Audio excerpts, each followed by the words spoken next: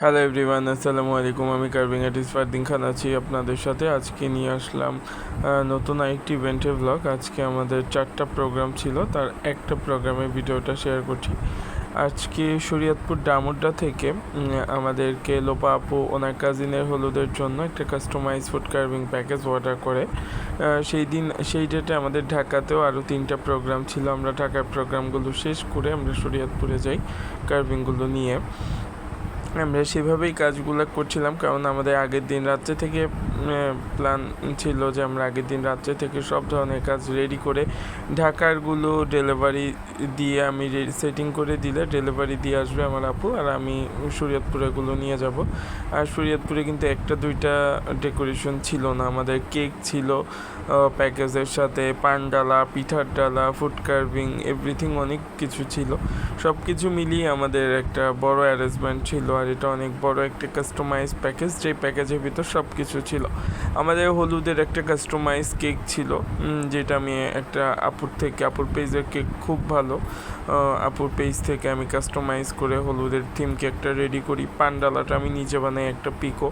আর পিঠাগুলো আমরা বাসায় রেডি করি ভ্যারাইটিস 5 ধরনের পিঠা দিয়ে, 120 পিস পিঠা দিয়ে বড় সাইজের একটা ডালা সাজানো হয়। আমাদের পিঠার ডালা ছিল, আমাদের একটা ফিশ কার্ভিং ছিল যেটা সুইটসের ডেকোরেশন হবে, তার সাথে আমাদের ফ্রুটসের ডেকোরেশন ছিল, 2টা তরমুজের কার্ভিংগুলো ছিল।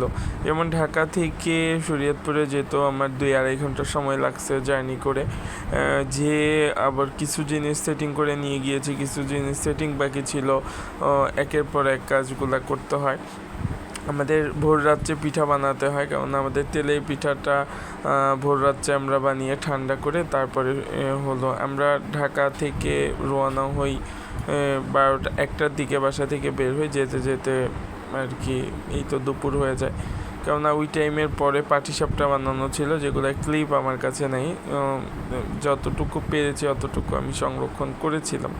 আর ফোনে একটার পর একটা ভিডিও অনেক সময় থাকেও না, অনেক সময় ডিলিট হয়ে যায়, সব কিছু মিলিয়ে আর কি এই ব্যস্ততার ভিতরে থাকতে হয়। এটা হলো আমাদের ফ্রুটসের ডেকোরেশন, যেটার ভিতরে ভ্যারাইটিস ছিল। আমার ক্লায়েন্ট লোপাপুর আন্টিরা ইতালিতে থাকে, তার একমাত্র মেয়ের বিয়ের জন্য বাংলাদেশে আসে। ওনাদের হোম টাউন শরীয়তপুরে, আমার হোম টাউনও শরীয়তপুরে।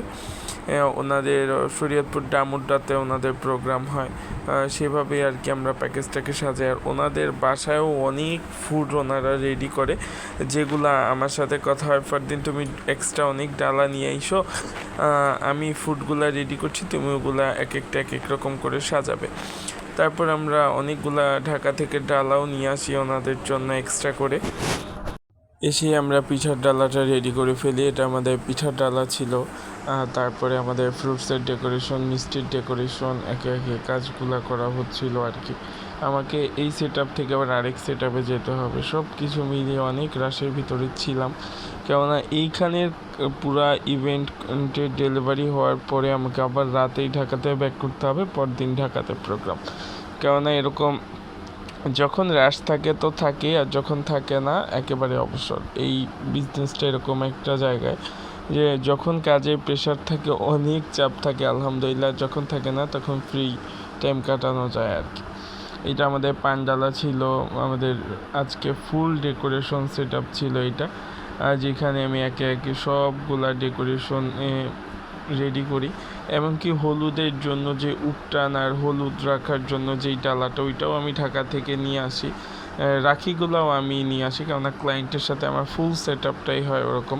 ওনারা বাসায় অনেক ফুড রেডি করে, পিঠা, জর্দা থেকে শুরু করে সন্দেশ, মিষ্টি, এভরিথিং। আজকে ব্লগটা কেমন হয়েছে অবশ্যই জানাবেন কমেন্ট।